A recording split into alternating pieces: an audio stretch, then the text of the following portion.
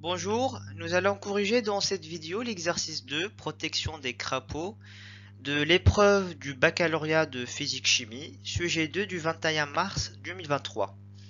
Vous trouverez la correction des autres exercices de cette épreuve dans notre chaîne YouTube et j'ai mis aussi les liens en bas de la vidéo. Alors, la plaine de Sorques, située dans le sud de la Seine-et-Marne, est une zone naturelle protégée qui abrite entre autres de nombreux amphibiens, comme les crapauds, les grenouilles et les tritons. Les crapauds buffo-buffo ont pour habitat la forêt de Fontainebleau la majeure partie de l'année. Une fois par an, au printemps, ces amphibiens migrent vers les plans d'eau pour se reproduire. Et donc, pour éviter qu'ils ne se fassent écraser en passant sur la route qui traverse cette zone de migration, un dispositif a été installé, des barrières en bois, voilà, suffisamment hautes pour empêcher le saut sur la route, sont placées de chaque côté, obligeant les amphibiens à emprunter des passages souterrains appelés crapauducs.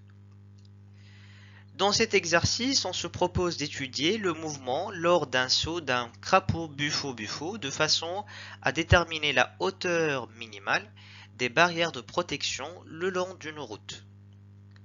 Et donc, notre système est considéré un crapaud dont on étudie le mouvement du centre de masse noté grand G. Le champ de pesanteur terrestre local G est considéré uniforme en tout point de l'espace et les frottements liés à l'action de l'air sont supposés négligeables face au poids. Et donc la seule force appliquée sur notre système, ça sera la force du poids, puisqu'on a négligé les forces du frottement liées à l'action de l'air. Il nous donne alors l'intensité de la pesanteur terrestre, G qui est égal à 9,81 mètres seconde moins 2, ainsi que la taille moyenne d'un crapaud buffo-buffo qui est égal à 10 cm. Alors, le mouvement du centre de masse grand G du crapaud est étudié dans le référentiel terrestre, qui est supposé galiléen et muni d'un système d'axes OX, OZ, respectivement horizontal muni d'un vecteur unitaire I et vertical muni du vecteur unitaire J, voir la figure 1. Donc voilà, j'ai un mouvement qui est parabolique dont le plan OX, OY. Donc l'axe OX est muni du vecteur unitaire U et l'axe OZ est muni du vecteur unitaire petit j. À la date t égale 0, le centre de masse G est placé à l'origine, c'est-à-dire au point d'ordonnée 0 et d'abscisse 0. Et son vecteur vitesse initiale, noté V0, a une direction faisant un angle alpha avec l'axe horizontal OX. On note alors V0, la norme du vecteur V0. Donc voilà, à l'instant t égale à 0, le vecteur vitesse qui est tangent à la trajectoire du mouvement. Donc il fait un angle alpha avec l'horizontale. Et la norme de ce vecteur est égale à V0. Alors, il nous demande dans la première question d'établir les expressions littérales des composantes AX et AZ du vecteur accélération AG du centre de masse du crapaud suivant les axes OX et OZ. Donc voilà notre mouvement parabolique. La trajectoire est sur le plan OX, OZ et notre système est soumis à l'action du champ de pesanteur G. Alors, le champ de pesanteur G est un champ uniforme, c'est-à-dire il garde en tout point de l'espace ses caractéristiques. Et donc, toujours il possède la direction verticale, le sens vers le bas et l'intensité qui est égale à G, 9,81 mètres seconde moins 2. Et donc, à partir de ces données, on peut dire ou bien écrire que le vecteur G est égal à moins G fois le vecteur unitaire J. Donc, puisqu'il est toujours porté par la verticale et dans le sens contraire que le vecteur unitaire J. Donc, voilà l'expression du vecteur J. Alors, donc maintenant pour trouver les composantes du vecteur accélération, il suffit d'appliquer la deuxième loi de Newton. parce que c'est la loi qui relie l'accélération et les forces appliquées sur notre système. Mais avant d'appliquer la deuxième loi de Newton, il faut préciser notre système qui est le crapaud de centre d'inertie G et le référentiel qui est dans ce cas le référentiel terrestre supposé galiléen. Alors, si on applique la deuxième loi de Newton, la somme des forces appliquées sur notre système, les forces extérieures appliquées sur notre système, est égale à la masse fois le vecteur accélération AG. Alors, on a dit que la seule force appliquée sur notre système, c'est la force du poids, puisqu'on a négligé les forces de frottement de l'air. Et donc, le poids P est égal à la masse fois l'accélération AG. Et donc, vu que le poids P, c'est la masse, le poids, c'est la masse fois le vecteur G, donc M fois le vecteur G égale à M fois le vecteur AG. Donc, par simplification de la masse M, qu'est-ce qu'on va trouver? On va trouver que le vecteur accélération AG est égal au vecteur, le vecteur G. Donc voilà, le vecteur AG, il possède les mêmes composantes du vecteur G. Et donc, AG, c'est quoi? C'est moins J fois le vecteur unitaire J. Et donc, quelles sont les composantes du vecteur accélération maintenant? Donc, AG a pour composante AX qui est égal à 0. Donc voilà, j'ai pas de composante portée par le vecteur unitaire I. Par contre, j'ai une composante qui est égale à moins G portée par le vecteur unitaire J. Et donc AZ, ça sera égal à moins J. Et donc voilà les composantes, l'expression des composantes AX et AZ du vecteur accélération. Alors, deuxième question, établir les expressions littérales des composantes Vx de t et Vz de t du vecteur vitesse Vg du centre de masse du crapaud suivant les axes OX et OZ. Alors, je vous rappelle tout d'abord que le vecteur vitesse, c'est le vecteur tangent à la trajectoire du mouvement à chaque instant t. Donc maintenant, pour trouver les expressions littérales des composantes du vecteur vitesse, il faut relier cette question à la question précédente. Parce que dans la première question, on a trouvé les expressions des composantes du vecteur accélération. Or, on sait que le vecteur accélération, c'est la dérivée du v par rapport à t. Et donc, pour trouver le vecteur vitesse, il suffit d'intégrer ou bien d'appliquer la primitive sur le vecteur accélération. Donc, v vecteur accélération est égal à l'intégrale ou bien primitive du vecteur accélération fois dt. Alors, je vais écrire les coordonnées du vecteur accélération, AG, donc qui sont AX, qui est égal à 0, et AZ, qui est égal à moins G. Et donc, je vais appliquer l'intégrale sur ces composantes. Donc, je vais trouver le vecteur VG. De coordonnées, Vx et Vz. Donc, Vx, c'est l'intégrale de 0, qui est une constante. Et cette constante est notée Vx0, c'est-à-dire la coordonnée, l'abscisse du vecteur pose vitesse à l'instant t égale 0. Alors, l'intégrale donc maintenant de moins g, c'est moins g fois t, plus une autre constante qui est égale à Vy0. Donc, Vx0 et Vy0 sont les coordonnées du vecteur vitesse à l'instant initial. Donc Vx0 c'est l'abscisse et Vy0 c'est l'ordonnée. Donc faites attention, il ne faut pas oublier ces constantes d'intégration et donc je vous conseille de réviser avant le cours d'intégrale et de primitive. Alors, donc on va essayer maintenant de trouver ces constantes d'intégration. Donc Vx0 c'est l'abscisse, voilà, c'est l'abscisse du vecteur initial qui représente le côté adjacent par rapport à l'angle alpha, donc c'est V0 cosinus de alpha, et Vy0 c'est l'ordonnée du vecteur vitesse initiale qui représente le côté opposé par rapport à l'angle alpha. Et donc c'est V0 sinus de alpha. Alors je vais réécrire mon vecteur vitesse. Donc le vecteur Vg est égal, donc Vx c'est V0 cosinus de alpha, et Vz c'est moins g fois t plus V0 sinus de alpha. Voilà.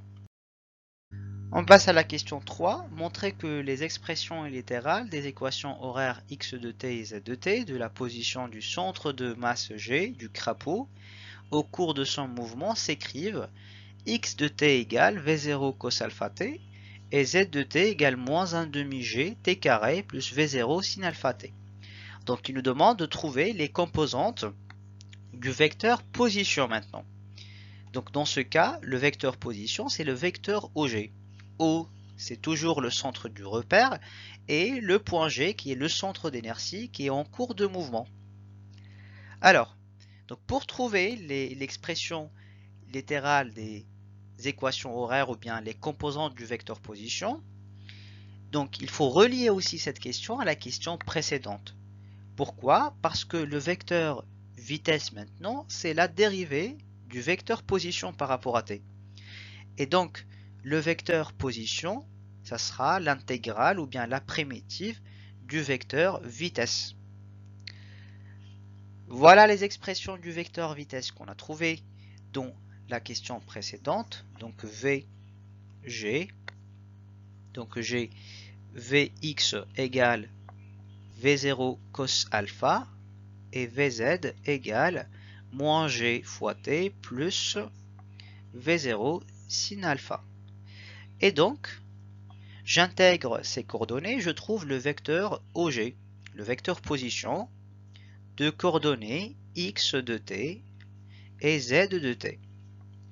Donc x de t, ça sera l'intégrale de V0 cos alpha, et donc c'est V0 cos alpha fois t, puisque V0 cos alpha c'est une constante, plus la constante d'intégration, plus x0, c'est-à-dire l'abscisse à l'instant t égale 0. Z de t maintenant, c'est l'intégrale de moins g fois t. L'intégrale de moins g fois t, c'est moins 1 demi g fois t carré, plus l'intégrale de v0 sinus de alpha, donc plus v0 sinus de alpha fois t, et bien sûr on va ajouter la constante d'intégration qui est z0. Donc x0 et z0 sont les coordonnées du point de notre système, le centre d'inertie de notre système à l'instant t égale 0. Or notre système, le centre d'inertie du système se trouve à l'origine du repère à l'instant t égale 0. Donc x0 c'est 0 et z0 c'est 0.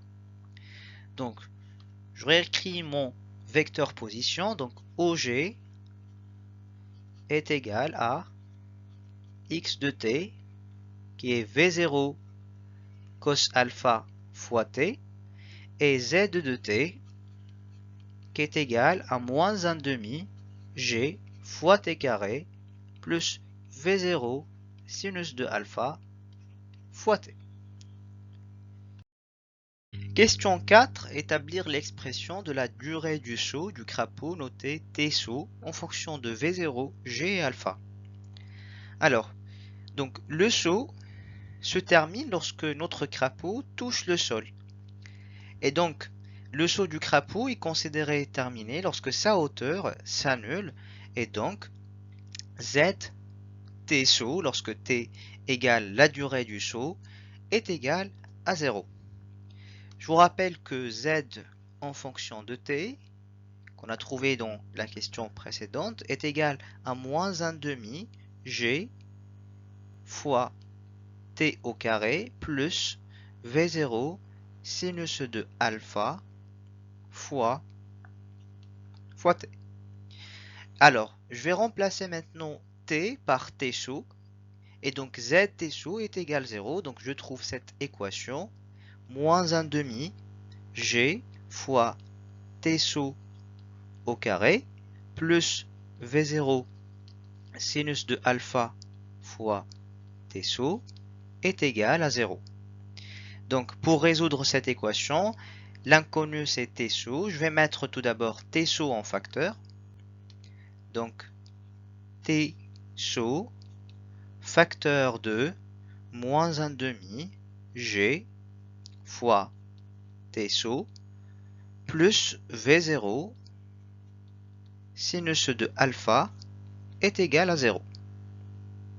Alors, donc, solution de cette équation, soit t sous est égal à 0, ou bien ce terme est égal à 0. T sous est égal à 0 correspond à ce point, c'est-à-dire l'origine du repère, le point initial. Et donc, le t sous, bien sûr, il est différent de 0. Et donc, moins 1 demi fois g fois t sous plus v0 sinus de alpha qui est égal à 0. Donc, moins 1 demi g fois t sous plus v0 sinus de alpha est égal à 0. Et donc, le moins 1 demi g fois t sous est égal à moins v0 sinus de alpha.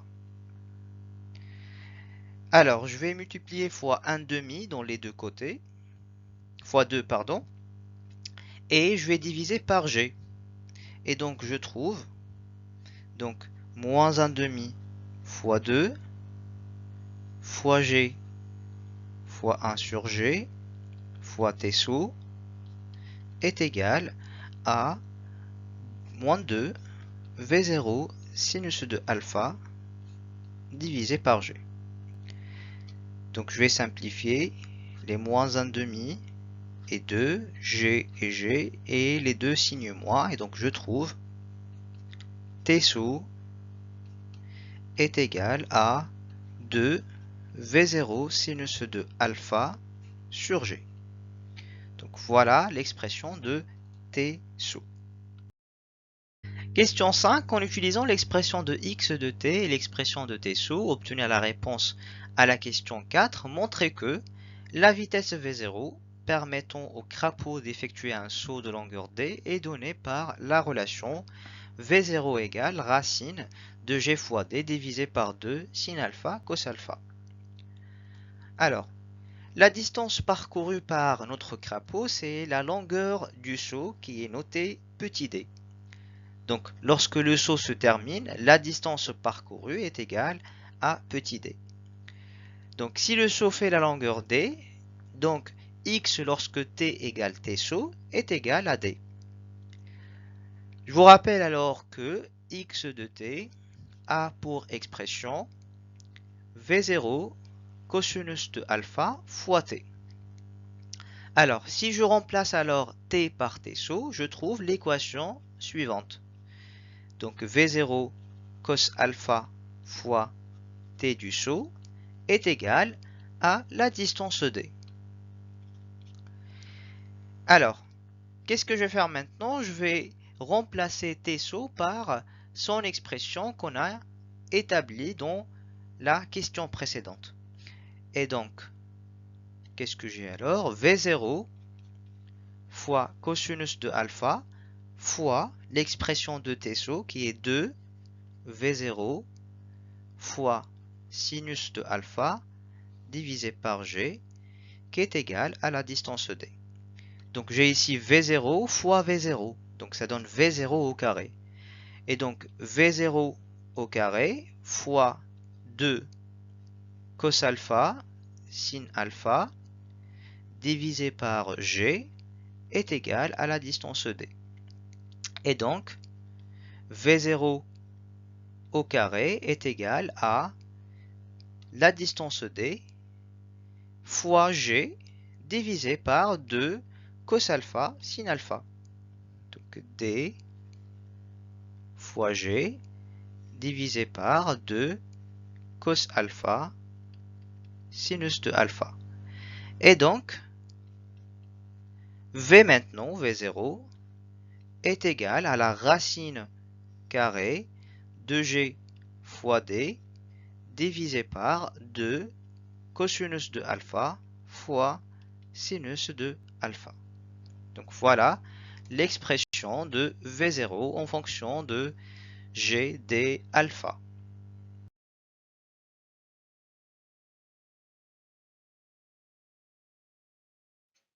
On passe à la question 6. Sachant que les crapauds les plus puissants peuvent faire des sauts d'une longueur égale à 20 fois leur taille, calculez la valeur de V0 qu'ils atteignent pour un angle alpha qui est égal à 45 degrés. Donc dans la question précédente, on a établi l'expression de V0. Et on a trouvé que V0 dépend de alpha et de la longueur du saut. Donc j'ai la valeur de alpha qui est égale à 45 degrés et je peux aussi déterminer la longueur du saut puisque la longueur du saut est égale à 20 fois la taille moyenne d'un crapaud. Alors donc, la taille moyenne d'un crapaud est une donnée de l'énoncé qui est égale à 10 cm. Et donc les crapauds peuvent faire des sauts jusqu'à 20 fois leur taille.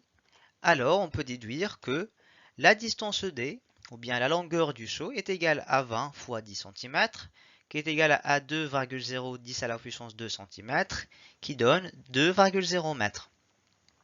Et donc je calcule V0, qui est égal à racine de G fois la distance D, divisé par 2 sinus de alpha fois cosinus de alpha. Et donc, application numérique, je remplace chaque terme par sa valeur, donc égal à la racine carrée de 9,81 fois 2,0 divisé par 2 sinus de 45 fois le cosinus de 45.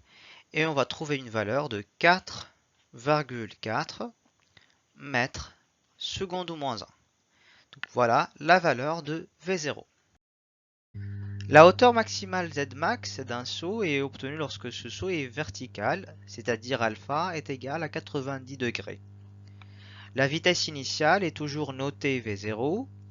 Établir que la hauteur maximale d'un saut a pour expression littérale Zmax est égal à V0 carré divisé par 2G.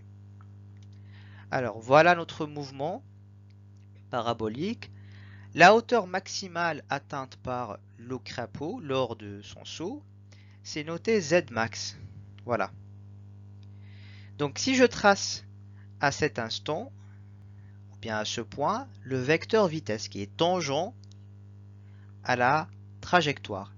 Donc je trouve que le vecteur vitesse, il est horizontal à Zmax, c'est-à-dire elle est portée que par l'horizontale. Et donc sa composante sur le vecteur, ou bien sur l'axe OZ, elle est nulle. Et donc Vz à Tmax est égal à 0. Et donc pour trouver Zmax, l'astuce consiste à trouver Tmax à partir de cette équation. Une fois j'ai trouvé l'expression de Tmax, j'injecte son expression dans l'expression de Z en fonction de T. Alors je vous rappelle que Vz en fonction de T est égal à moins G fois T plus V0 sinus de alpha. Alors, je vais remplacer maintenant T dans l'expression de Vz en fonction de T par Tmax. Et donc, moins G fois Tmax plus V0 sinus de alpha est égal à 0. Or, alpha égale à 90 degrés, c'est-à-dire sinus de 90 degrés est égal à 1. Et donc, moins G fois T max plus V0 est égal à 0. Et donc, moins G fois T max est égal à moins V0. Et donc, finalement, T, lorsque le crapaud atteint Z maximal, T max est égal à V0 divisé par G. Donc voilà l'expression de T max. Alors, une fois j'ai trouvé l'expression de Tmax, qui est égale à V0 divisé par G, je vais injecter le Tmax dans l'expression de Z en fonction de T. Je vous rappelle que Z en fonction de T est égal à quoi? Est égal à moins 1 demi G fois T carré plus sin alpha fois V0 fois T. Qu'est-ce que je vais faire? Je vais remplacer maintenant T par Tmax pour trouver Zmax. Et donc, le Zmax égal à quoi? Est égal à Z lorsque T est égal à Tmax. Et donc, c'est moins 1 demi G fois Tmax au carré plus V0 sinus alpha fois Tmax. Donc, sin alpha est égal à 1, puisque alpha est égal à 90 degrés. Et donc, le Zmax est égal à moins 1 demi G fois Tmax carré plus V0 Tmax. Alors, je vais maintenant exprimer Tmax par V0 sur G. Et donc, égal à, ici j'ai oublié le signe moins, donc c'est moins 1 demi G fois V0 sur G, le tout au carré, plus V0 fois V0 sur G. Et donc, Zmax égale, donc j'ai ici moins 1 demi G fois V0 au carré sur G. Donc je peux simplifier par un G. Et donc ça donne moins 1 demi G fois V0 au carré sur G carré plus V0 au carré divisé par G. Et donc, je peux simplifier au carré et G. Donc, qu'est-ce qu'il me reste? Il me reste 1 demi de V0 au carré sur G plus V0 carré sur G. Et donc, ça donne combien? Ça donne finalement V0 au carré moins 2 G. Donc, voilà l'expression de Zmax. Question 8. En déduire la valeur de la hauteur de barrière minimale notée à champion qui permet d'arrêter les crapauds les plus puissants capables de sauter verticalement avec une vitesse initiale V0 de valeur calculée à la question 6. Donc, dans la question précédente, on a trouvé l'expression de la valeur de la hauteur maximale atteinte par les crapauds les plus puissants. Et donc, pour protéger ces crapauds, il faut que la hauteur de barrière minimale, qui est notée à champion, donc soit égale à la hauteur maximale. Et donc, A champion qu'on cherche est égal à Z max qu'on a exprimé dans la question précédente. Et donc, pour trouver A champion, il suffit de remplacer V0 par sa valeur. Donc, la vitesse initiale V0 est égale à 4,4 mètres secondes moins 1. Et donc, A champion est égal à Z max est égal à V0 au carré divisé par 2G, 4,4 au carré divisé par 2 fois 9,81, ce qui donne 0,99 mètres et 99 centimètres. Alors, on passe à la dernière question de cet exercice. Les barrières mesurent en réalité 50 à 60 cm de hauteur. Donnez un argument permettant d'expliquer pourquoi on choisit d'installer des barrières d'une hauteur inférieure à A champion. Alors, donc la barrière mesure en réalité de hauteur inférieure à cette valeur, A champion, donc pour deux raisons principales. Donc tout d'abord, parce qu'on a négligé les frottements de l'air. Et donc les frottements de l'air, bien sûr, ils auront une influence sur le mouvement du crapaud. Et donc ils vont diminuer la vitesse et donc ils vont diminuer la hauteur maximale atteinte par les crapauds les plus puissants. Et la deuxième raison, c'est que le crapaud le plus puissant, pour atteindre une telle hauteur, réalise un saut qui est vertical, c'est-à-dire alpha est égal à 99 degrés. Et donc, ce qui n'est pas le cas pour tous les autres crapauds. Tous les autres crapauds ne sont pas des crapauds puissants et tous les autres crapauds ne réalisent pas un saut qui est vertical. Donc voilà les deux raisons pour lesquelles on choisit une hauteur inférieure à H champion. Donc on a terminé la correction de cet exercice. On se voit dans la vidéo suivante pour corriger l'exercice 3 de l'épreuve. Au revoir et à bientôt.